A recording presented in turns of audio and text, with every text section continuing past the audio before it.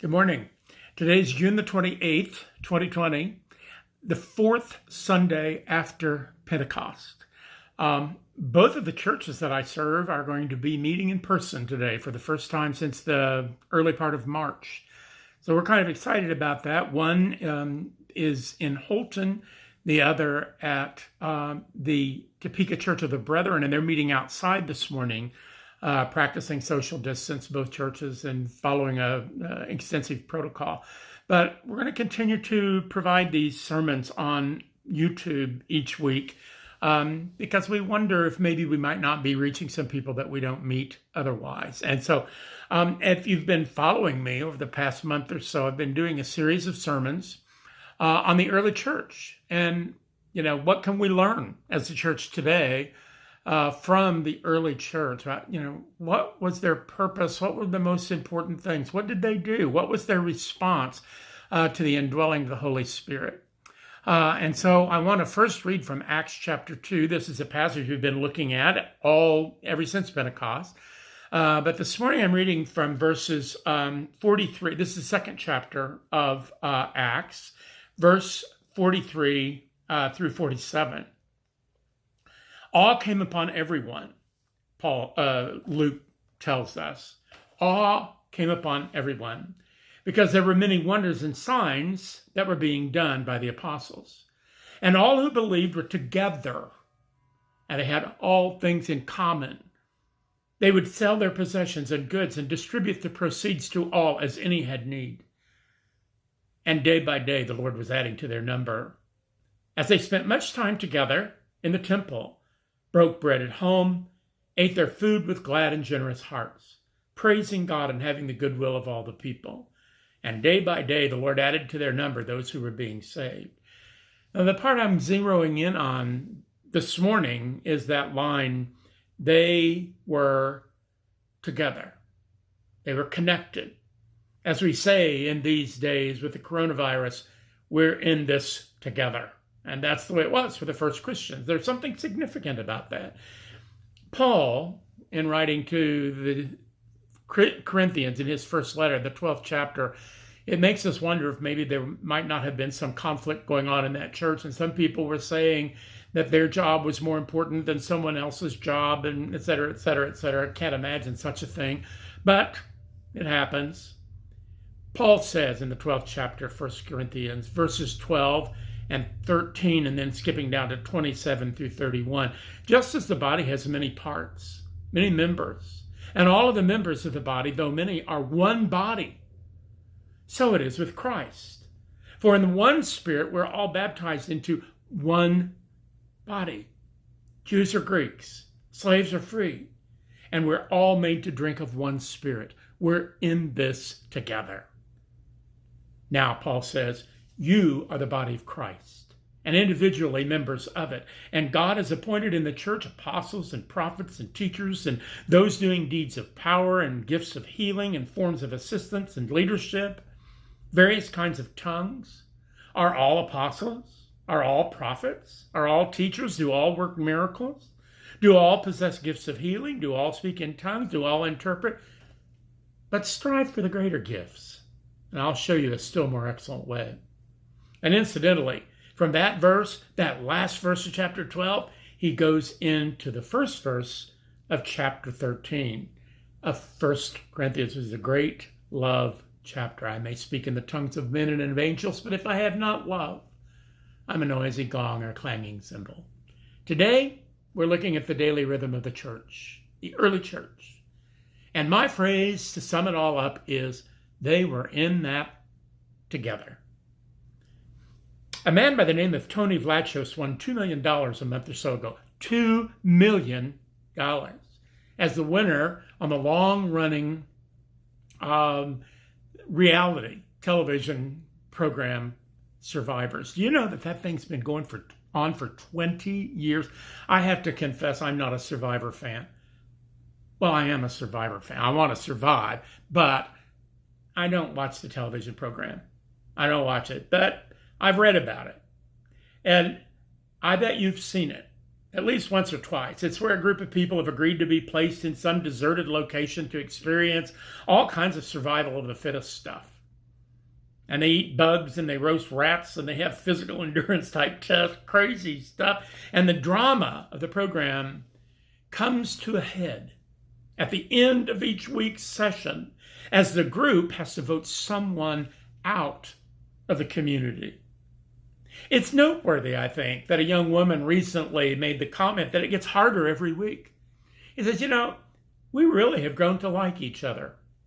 We really have come to feel like we're family. And it's hard to say, sorry, you have to go. But we do. Of course they do. That's what they signed up for. That's what it's all about. Each person writes down the name of one other person on a piece of paper, the name of the one person who they think needs to leave the community. And of course, there's a rather enticing reward for the person who survives to the end. As I said just a few moments ago, Tony Vlachos received a check for $2 million as being the final survivor in the most recent series. That's enough to keep people out there eating insects and casting votes against their newfound friends, I guess. Though, as I think about it, I can't help but think that the television program depicts what a lot of people feel in their lives in the world. It has a lot to do with why there's so much unrest across our land. Our nation's original sin of racism has risen its ugly head again across our land recently. Incidents between law enforcement and people of color has brought about all kinds of hostility and pain. It has to do with the simple realization that whether we like to admit it or not, there are some people in our communities who feel like they've been voted off the island. Maybe they were 450 years ago, and there's been a history of it ever since. And it's brought about anger, and it's brought about hostility, and it's brought about pain. And the social isolation that we've been experiencing as a result of this epidemic, this pandemic that took control of our country, has exacerbated the problem. Who would have ever thought that we citizens of the greatest, richest land in the world could ever be subject to the effects of a deadly virus like we're experiencing right now? The isolation has been particularly difficult, especially for our elderly loved ones.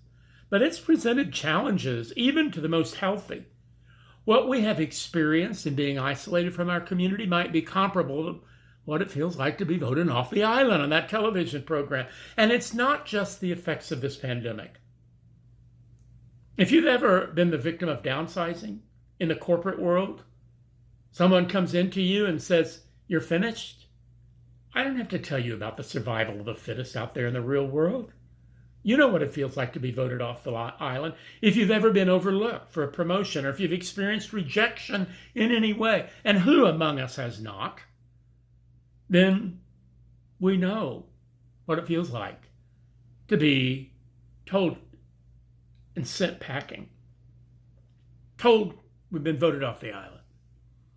Our world is full of people today who are feeling rejected and displaced and alone, disconnected, shall we say, and I'm convinced that the two things that people crave the most in their lives is love and acceptance. This series of sermons that I've done this summer, reflecting on the rhythm of the early church, particularly zeroing in on the few verses that I read just a few moments ago, helps us to understand why the church came about in the first place.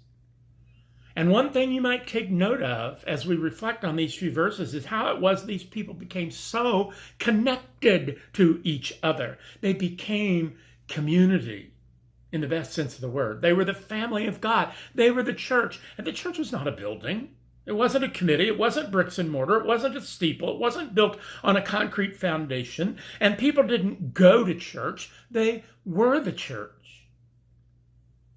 To be the church meant to be connected. It meant to be community in the very best sense of the word. When I began my ministry at First Christian Church in Holton about 7 years ago, I gave my first sermon entitled, "May I see your identification, please?" It's the question they ask all the time. Maybe sometimes at the bank when you do a drive up and you want to cash a big check. "May I see your identification, please?" Or when I stop in at the drugstore to purchase a bottle of NyQuil, sir, I'm sorry, I have to see your identification. NyQuil has alcohol in it, and I know I don't show my age. They have to know I'm over 21 before they can sell it to me. But when people ask you for your identification, you ever really want to give it to them? I kind of sometimes do. I'd like to say, well, my name's Jim. I'm a pastor. My wife's name's Charlotte. I have a great grandson. His name is Spider-Man, or Haven is his name. I'd love to share my identity. I want to say who I am. I love to tell my story. I want to say, you know what? I belong to a faith community full of people who know who they are and to whom they belong. That's what I really want to say. I mean, if somebody really wants to know, who are you? That's my identity. It's not a number. It's not my driver's license. It's not my social security card. It's who I am. And that's what the church knows. Another thing, though, that I said in that opening sermon was that I delivered in the sanctuary. I have a passion for the parish, and I believe in the church. And by church, I'm not talking about bricks and mortar. I'm not talking about a steeple. I'm not talking about a committee. I'm talking about you and me, us. I'm fully convinced that the major task of the church of the 21st century is to put skin on people, flesh and blood, on relationships that are warm and inviting and caring and enticing and sharing. A kind of a relationship that gives authenticity, authentication, celebrates personhood in the midst of a culture that seems to grow increasingly private and depersonalized. I have a passion for the parish. I did when I became pastor almost 50 years ago. It is 50 years ago this year, but 1970, when I first went to seminary. I still do to this day. I haven't given up on it. I've long believed that the object of covenant faith is a communal faith. We're called to be community, and that's why it's so hard to not be able to get together in worship and in small groups and in Sunday school and in club groups within the church and so forth and so on. One thing I've come to realize over the years of serving as a religious leader is that people aren't looking for another committee meeting to attend. They're not looking for another board meeting to go to. People are not looking for another place to go or another thing to do, but people are searching for a place to belong. We've been called together as a community of faith. We're in this together. And friend, you belong. That's a statement that we hear quite often these days. We're in this together. I see it on the TV screen all the time from people, and looking in the midst of a virus, looking for a way to invade our physical bodies and to bring us down. It's a scary thought, COVID-19. And so we hear people say, we're in this together, fighting a common enemy. That's what Paul wanted people to hear as he wrote to those early Christians in Corinth. There's a common enemy out there. It wasn't a virus in those days. It was a perverse generation, Paul said. And he said, join together, be baptized, get connected. We're in this all together, folks. I love it when we go to General Assembly and whoever begins the morning worship, a few thousand people sitting out in the chairs and in the stands at our General Assembly meetings. And the leaders usually stand up and say, good morning, church. I like that. Maybe we should start doing that more often around here. Good morning, church. The church is not a building. The church is not a steeple. The church is not a resting place. The church is a people. Good morning, church. And that's what I hear Paul saying. In the midst of all the challenges of living out our lives from day to day in times of struggle and anxiety, bearing one another up, praying for each other, this is a common theme for Paul. And he talked about it when he wrote letters to the Christians at Ephesus, when he wrote it to the Romans, when he wrote it to those in Thessalonica, just like in this letter to the Corinthians. He compares the church to a body, a human body. And it's like if something gets itself into your lungs, your whole body suffers. If one part of your body hurts, your whole body hurts. That's why he makes that comparison. Being a part of the church means to be a part of the family. It's another metaphor that's used from time to time in the New Testament. This passage that we read this morning from Paul's letter. It's a call to live and to relate to one another like family members with love and patience and trust. I remember the words of the theme song to Cheers. Remember that TV show not too long ago? And the words of their theme song go like this. Making your way in the world today takes everything you've got. Taking a break from all your worries sure would help a lot. Wouldn't you like to get away? Sometimes you want to go where everybody knows your name and they're glad you came. You want to be where you can see our troubles are all the same. You want to be where everybody knows your name. I've always said that song shouldn't be the theme song for a bar. It should be the theme song for the church. May it be so.